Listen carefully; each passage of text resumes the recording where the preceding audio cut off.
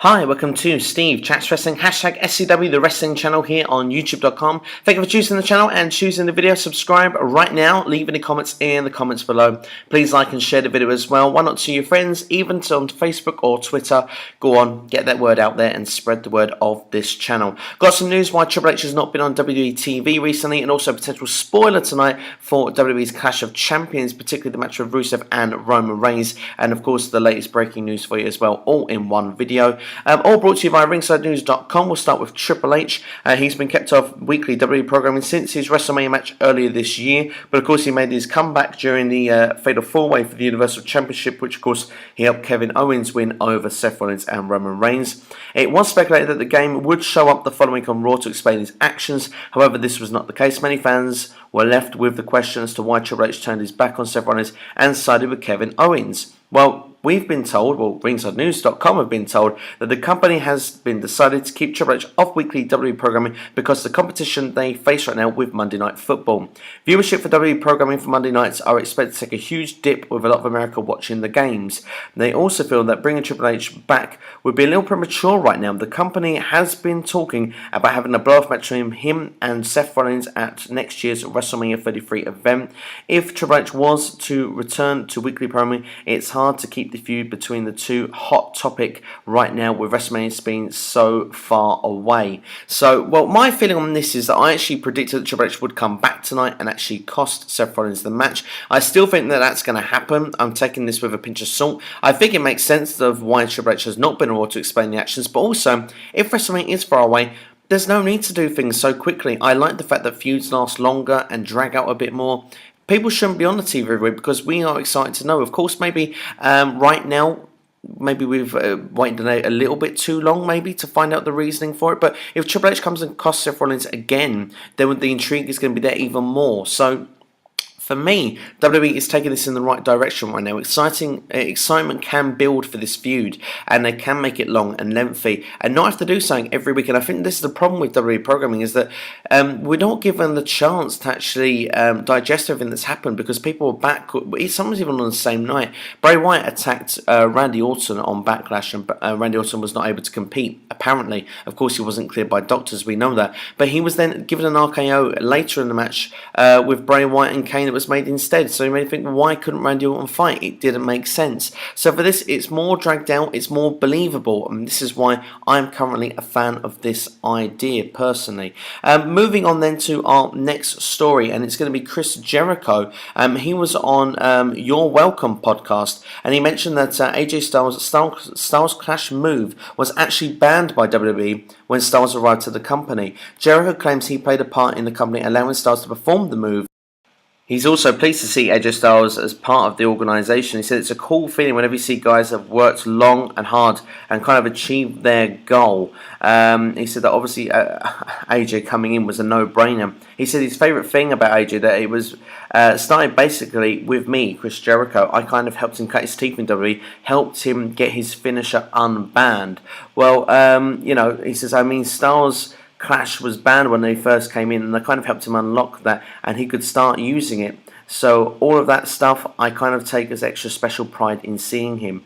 Jericho was referring to Styles' big feud in WWE with Chris Jericho, which then Jericho turned heel by attacking his partner to set up the WrestleMania match, of course, if we remember. Well, I mean, yeah, it did start with Chris Jericho, didn't it? Let's be honest, the first Styles Clash was using him. Jericho's one of those kind of performers, he wants things done to him. He doesn't hold back. He says, come on, do that on me. He's got no problem with it.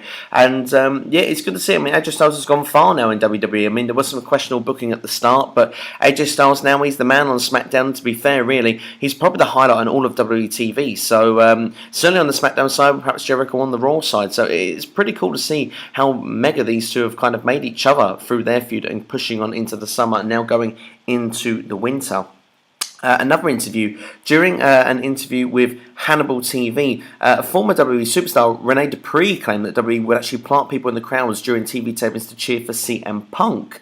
He said, yeah, they would do chants. then it's like a ripple effect. They hear chants, chants, chants, and then they try to get people up. CM Punk or ECW shirts. I'd seen like 3 or 4 scattered around the arena, and I was like, wow, but I guess they really want to get somebody over. Well, of course, it's marketing, it's clever. You know what I mean? And it still gets, to this day, we hear CM Punk chants in the middle of WWE ring, even though he's not been there for nearly 3 years. And it's incredible to think it's been that long he's not been there. And, well, I mean, being brutally honest, I still believe, I mean, we're going to turn this down to a CM Punk ever returning to WWE. I still would not be surprised if one day WWE would be keen on the idea of having him back. I just don't think that CM Punk would ever be keen on going back, because he's one of those people, he's quite stubborn, and I think a lot has happened, and there's lawsuits involved as well. But I mean, this has happened with lots of different people in the past. Bret Hart has happened, Steve Austin had a time away from the company, Shawn Michaels. They've all come back. One by one, we've seen Bruno Sammartino as well being another one. So it can happen even after all those years. Sable, even another one. So,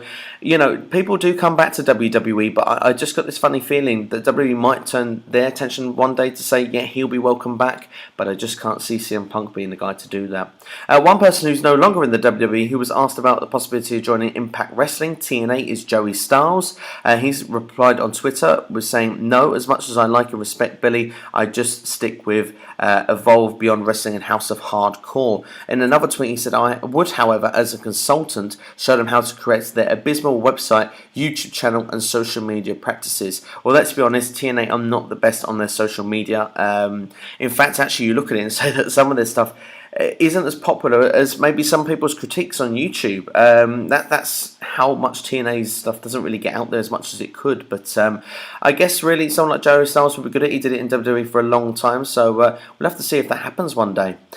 During tonight's WWE Clash of Champions event, there could be a spoiler alert about to come for you now. Rusev, of course, defending his United States Championship against Roman Reigns. In regards to the finish, it's been said that the match may end in disqualification. The company has been talking about the possibility of pairing up Seth Rollins with Roman Reigns, believe it or not, to take on Rusev and Kevin Owens at a later date. So DQ finish tonight is a high possibility. Now, it's not a certainty, so it's not a full-on spoiler there. But I did predict in my predictions that Rusev would walk away with the US title, even if he didn't walk away the victor, and I still believe that to this evening, and I hope that is going to be the turn up this evening, because I believe Roman Reigns should be going for the Universal Championship, not the mid-card championship. Now, I'm not saying that Roman Reigns should win it.